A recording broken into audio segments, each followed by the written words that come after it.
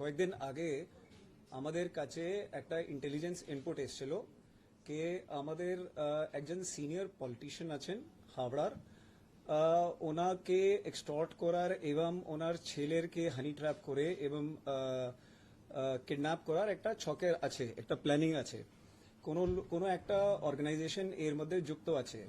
তো সেই ইনপুটকে ওয়ার্কআউট করার সময় আমরা দেখলাম কি ওকে ইনপুটকে ট্র্যাক করছিলাম আমরা, তখন আমরা পেলাম কি কিছুটা একটা অ্যাক্টিভিটি, সাসপিশিয়াস অ্যাক্টিভিটি দেখলাম।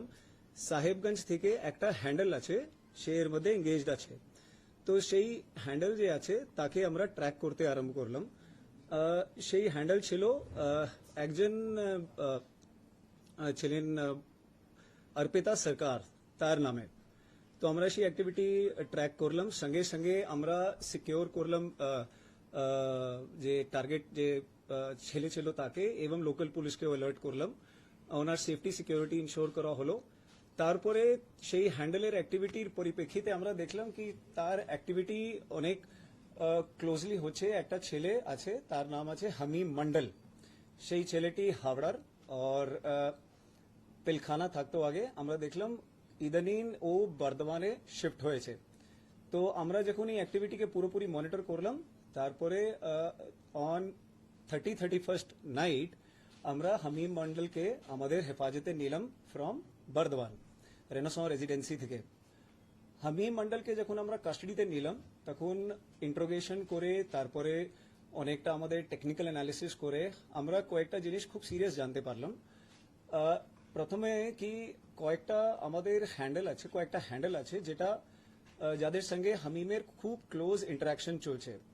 সেই হ্যান্ডেলের নাম আছে রানা, একটা ছিল উজैर, একটা ছিল আবি জট 333, হামাদ, এইরকম কয়েকটা হ্যান্ডেল সঙ্গে ওর 2-3 মাস আগে ইন্টারাকশন স্টার্ট হয়ে ইনস্টাগ্রামে ফলো করতে আরম্ভ করে।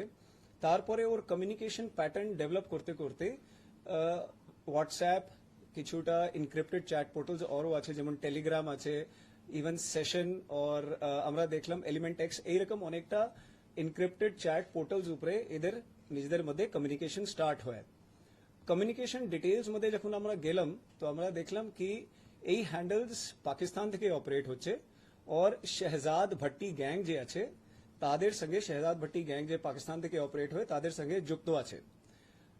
যখন আমরা এর অল ডিটেলস ভেরিফাই করতে আরম্ভ করলাম, তখন আমরা দেখলাম এই হ্যান্ডেলস গুলো খুবই র্যাডিক্যাল প্রপাগান্ডার মধ্যে ইনভলভড আছে, और এরা চেষ্টা করছে কিছু ইউথকে টার্গেট করার থ্রু র্যাডিক্যাল প্রপাগান্ডা, যাতে কিছু সাবভার্সিভ অ্যাক্টিভিটিসকে ওরা কিছু কমপ্লিট করতে পারে, अंजाम দিতে পারে।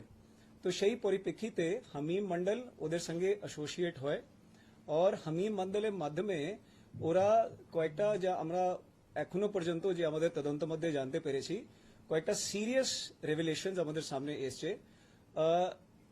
আমাদের যে অনারেবল চিফ মিনিস্টার আছেন রাজ্যের, ওনাকেও টার্গেট করার এর মধ্যে প্ল্যানিং ছিল।